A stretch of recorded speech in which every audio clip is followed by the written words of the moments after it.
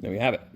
Got your connector. No. Hey guys, today I need to make a new ground cable for my truck, and not to focus on the negative too much, but I don't have any more of those little eye connectors on hand that are pre-made, so today I'm going to make some. Now, this is going to be useful whether you're just in a jam, you can't get there, you don't want to leave your house, or you just have a very particular shape and size of connector you need to make. This video should help you out, so stay tuned. So I've got this old brass strip that's from a welding machine that I took apart recently, and this is going to work just fine for an electrical connector. Flatten it out real quick. Now for this particular one, I'm going to be drilling a hole, but I'm also going to show you how to do it without a drill.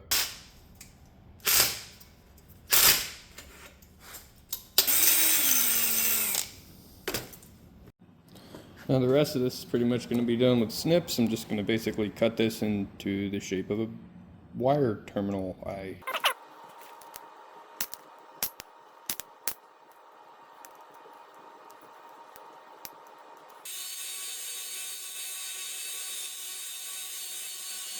Now annealing these things is optional. I'm doing it because I have a torch on hand, but like I said, if you're in a jam or you're on the side of the road, you might not have a torch. You can still do this without a torch. It's okay.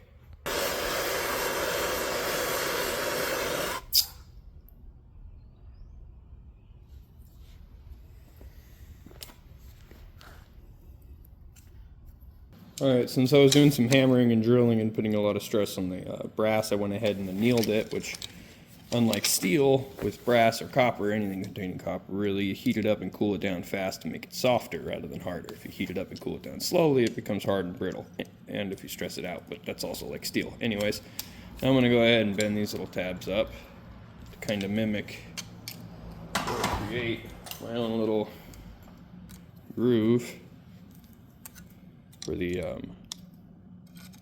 wire to sit in, like so.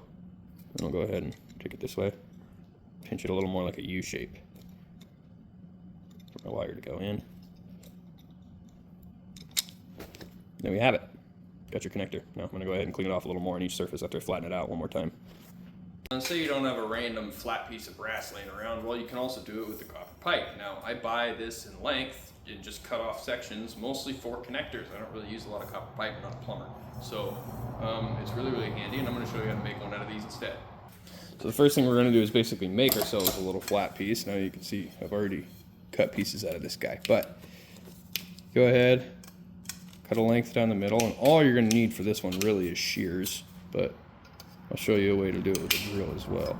Once you get that open like that, I like to take this and kind of walk it through that way, ouch, to get it as far in as I can.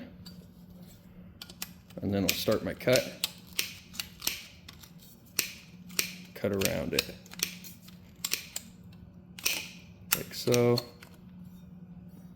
Careful because this is sharp, should probably be wearing gloves. Now I'm going to flatten this out. That flattened out, I'm going to go ahead and clean up the edges with the shears.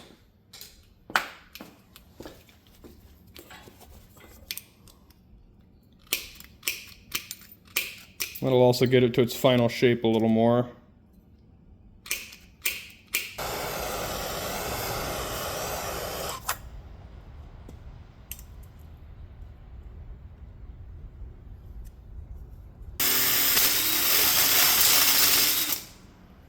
There's my hole.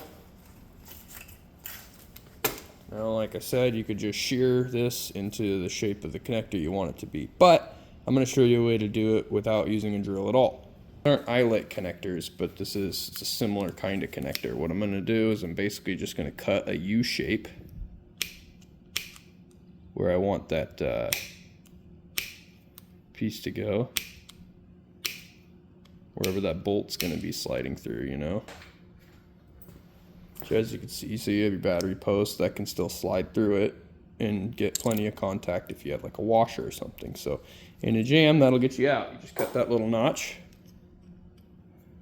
and you cut your pinchy portions.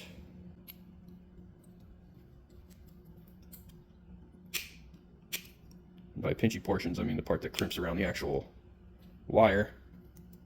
And since this copper gets much softer than brass, I could probably just bend these out by hand. Yes, I can. There you have a very crude connector for a ground or a power wire. It's definitely a little on the thin side, this pipe is, but it would work for plenty of other things too, especially in a jam. If that's all you have, you don't really have a shop, maybe you're out in the middle of nowhere, all you got shears and some copper pipe, this will do it. So that's one way to do it.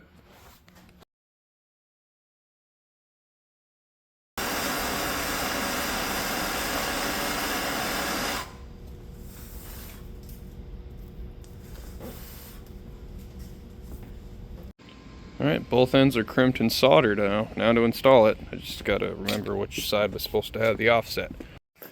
Anyways, like I said, this is handy whether you just are like me and you don't want to leave the house, or maybe you need a very particular angle coming off of that connector, or maybe you just don't see it available around you, or you just can't get to the store. Hopefully this helps you out, gets you out of a pinch, and yeah. Other than that, hope you guys have a wonderful rest of your day. If the video did help, please consider liking and subscribing, and other than that, God bless.